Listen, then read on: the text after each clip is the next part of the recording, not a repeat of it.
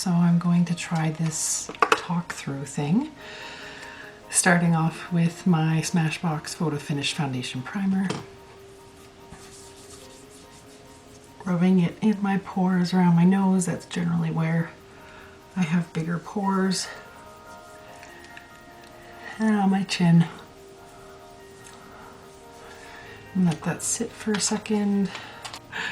And I'm going in with my Maybelline Fit Me Hydrate and Smooth in 115, which is Ivory Dark. I have like three different colors of the Hydrate and Smooth because in the summertime, obviously, I'm a bit of a different color. I really like using a beauty blender to do my foundation. Does a better job at just pressing the foundation into my skin and giving me a smoother finish. You can even go in with a brush and put on foundation and then go in with the beauty blender to really press it into your skin. That's also another really good option. And always getting it on your ears, because who doesn't need makeup on their ears, and on their neck, so you don't walk around with a line of where your makeup starts and ends. Today I'm going to go in with the Maybelline new Instant Age Rewind for dark circles. It erases dark circles. It's a magic stick.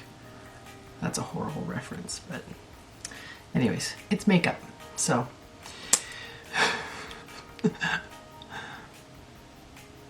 whenever you are using concealer on your face, there are no rules to makeup, but what I've learned by watching YouTube incessantly in my free time, with having twins of course, during nap times, is that you want to even out your face and make sure that you're balanced. So if you are doing a lighter concealer, for instance, on your nose, you don't want to just do it on your nose, because then you will just have essentially Rudolph the White-Nosed Reindeer, and doesn't tend to look great on anybody. So you want to even out your skin in terms of any highlighting you're doing. So I put it under my eyes to brighten my under eye, and I also did it on my chin so that the top of my face balances the bottom, and on my forehead of course. Some people like to use an eyeshadow primer on their lid. I no longer buy into that. I just use concealer and set it with a powder. Works the same way. So now that we've done that, we are going to want to go in with our setting powder.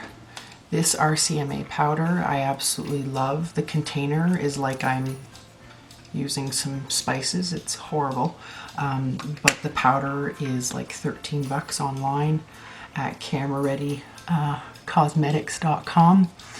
And it's like less than a quarter of the price of some of the higher end stuff like Smashbox and Laura Mercier. They all have awesome setting powders.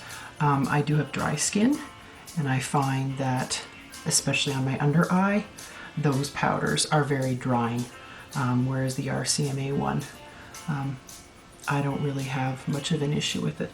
I can't bake. Some people can bake. You see a lot of that on YouTube. People with dry skin and dry under eyes especially, it's just not a great idea. It never really has ended well for me. When I leave a setting powder on for too long, it always ends up looking dry. But that's me. I have dry combination skin, if you will. So basically I'm putting setting powder everywhere that I put concealer on my face. Next, I'm going to go in with brand new product that I just bought after hearing lots about it. It's the Butter Bronzer. It does smell like Mexico. It reminds me of my wedding. I have this in just the bronzer shade. So with bronzing, being careful that you don't bring it too much past the outer part of your eye. That's a good guide, because if you are bringing it in, for instance, all the way down to your lips, you're going to end up looking fishy. I already have a long face, so sometimes I have to be careful with how much or how I bronze because I can get that effect on my face if I'm not careful. And a good little trick that I've learned is that if you ever over powder yourself, either too much blush, too much bronzer, you actually just go in with a powder brush and some setting powder. So the RCMA powder tends to just wipe away makeup, so you can, you know, contour with it and remove makeup, so you have like a sharp line for a contour, or you can just dust it over an area that you've bronzed and maybe you went a little bit too heavy. That's another, again, tips that I've used or heard from the gurus on YouTube. I'm going to do a bit of contouring on my nose today, just using the Morphe M505, just a random eye brush, a little bit of bronzer, tap off the excess, and you're just essentially coming up above the ridge of your nose and doing the bottom, and sometimes I do right below here. Often I don't know why, I just do. I see other people do it. So today I am using one of my beloved Morphe palettes. This is the 35P. All of the Morphe palettes essentially are 35P, F, U, whatever. FU. Sorry. So this is what the 35P looks like.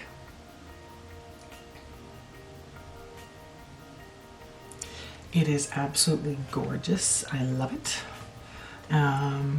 I always come back to purples, no matter what. So this palette is awesome because it does have a lot of your transition shades over here. So this lighter color basically, and then the rest of these get into shades that you would use to add depth and things like that. So I'm going to go in with this lighter color right here, dust off the excess. And today my plan was to do a bit of a halo eye, very kind of lower key halo eye. My twins are very sick right now and they're finally down for a nap, hopefully for a while. But I'm not going to have tons of time to do anything crazy dramatic today. Next, I'm going to go in with this one right here. So just up here, and I should mention any of my transition colors, I'm using my M441. So this is a really fluffy brush. That's for transition shades, it's perfect. This one is a tapered fluffy brush. So this is where when you want to get into the crease, or if you're just trying to dab on the outer corner to, you know, get some depth there, that's what I like to use. And again, all of these brushes were recommended after many watches of the tube. So I'm just going in with that color, not too much on the actual lid. This brush might be a little bit too fluffy. Just switching for my inner corner to the B83. It's just a little bit more defined so that I don't get product everywhere on the inner corner. So halo, when I say halo eye, I just pretty much mean a little bit of color on the outside, a little bit of color on the inside. I do a lot of really great halo eye looks. After that, I'm going to go in with a slightly darker color, packed the color in using a flat brush, and then now I'm just using my tapered brush. Again, a fluffier brush though, compared to the one that I applied the shadow with. Now I'm actually going to go in with a kind of a, I forget what kind of brush this would be. Definitely more precision. So this is the B18 from Morphe. Really dense, short brush. And I'm just going to actually go and smoke out my bottom lash line. I really like the smoked out look on my eyes.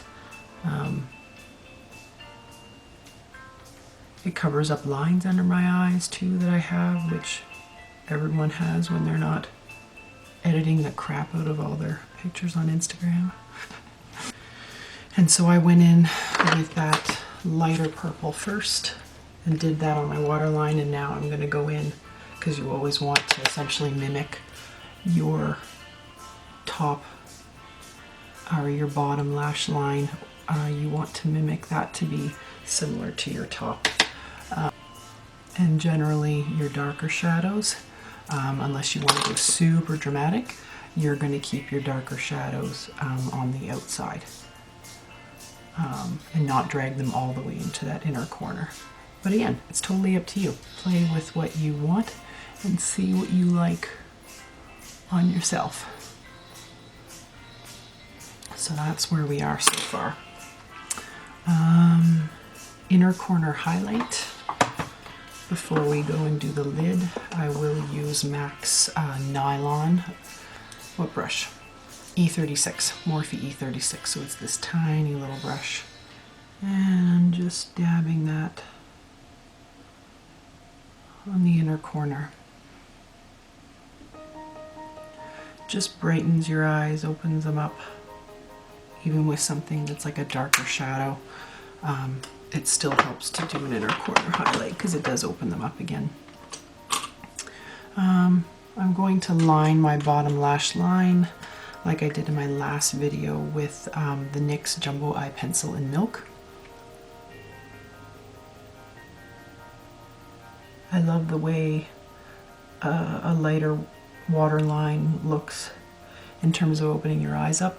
Sometimes white can look a little harsh, and a lot of people do more of a nude color, which I get. It can look a little bit silly.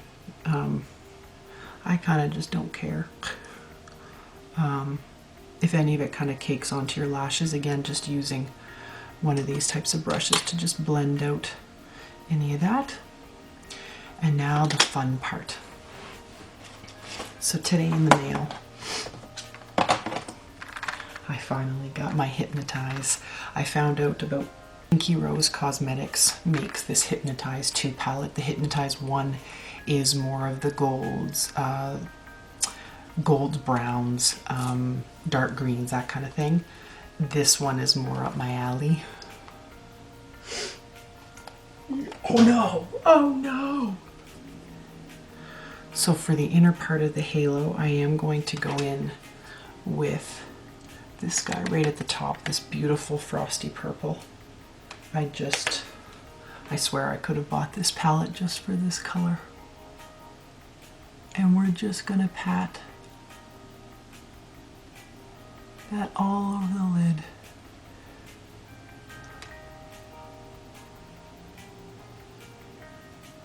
Not being afraid to blend that into the other purple shades. And next I'm actually going to use my NYX glitter primer. So essentially it's like a glue that helps you use loose sparkle or sparkle that's pressed. So essentially not as loose as a loose glitter. Just putting it on your lid. I think I'm going to use this kind of purpley pink right in the bottom corner here. So I'm going to use my finger to just swirl around. Oh my god. Wow. And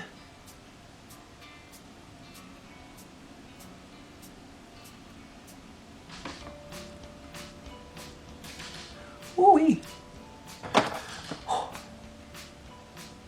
It is sparkly. So I'm just going to blur the edges a little bit. Some of it is spreading a little bit, but that's okay. It's the first time trying it, and this is part of the fun. The transition shade again that I had in the purple palette, so that light color, that one that's beige color kind of in the palette, And I'm just gonna blend out and make sure there's no harsh lines here. And maybe deepen up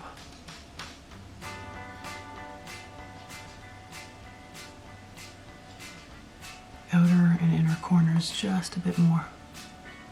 Whenever you're doing a halo, when you do the center of the halo, you do tend to lose a little bit of the pigment in your shadows, so going back in and redoing either side is pretty typical. Alright, so now for brows. I'm going to just go in with my the Bang & Brunette, the ColourPop Brow Pot. And this is the Anastasia Beverly dual-sided brush. I bought the Anastasia brow pomade and spent like quadruple on it compared to the ColourPop, and for whatever reason I keep pulling for the ColourPop. Honestly, there's so many ways that you can do makeup and not spend a fortune. I actually prefer a lot of more drugstore or affordable products. The Morphe products I'm obsessed with, as any of my friends can attest to. And their palettes are $22.99 US. Yes, you have to pay customs and shipping, but overall for like 32 shades in a pan, and for the variety of colors that you can get, it's a steal of a deal. So the big thing with brows, you want the ends of your brows to be darker than the front. Alright guys, so my camera died and I'm losing daylight, but I wanted to come back on after a few minutes of charging to let you guys know how I finished up. So I did my brows, which you saw the beginning of. I did my blush with the Milani Baked Blush in Illuminoso 05. I've heard a lot of great things about this blush, again, a drugstore brand.